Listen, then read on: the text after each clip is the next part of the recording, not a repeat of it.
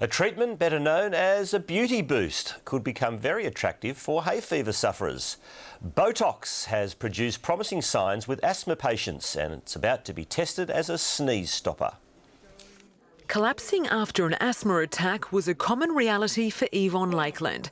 But since she's received Botox injections into her throat, she can breathe easy. It's a great relief. I've spent 15 years trying to find a solution and until now nobody could give me one. With success in their asthma trial, researchers have now set a new target to eliminate hay fever symptoms.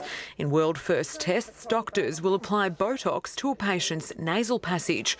They believe the 10-minute treatment will block nerve endings, reducing inflammation and offering up to 3 months relief. You can do both nostrils at the same time and then the treatment is completed. It beats taking medication every day or walk around the house with tissues up your nose trying to stop the continuous drip. The treatment could help more than 3 million hay fever sufferers nationwide. Particularly the blockage of the nose is an important symptom that's difficult to treat, and having a blocked nose is very unpleasant.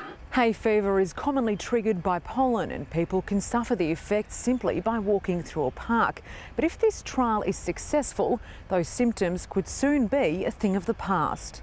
As soon as 2015, say the experts, confident the famous wrinkle treatment will smooth out the sneezing season. Sarah Arbo, 10 News.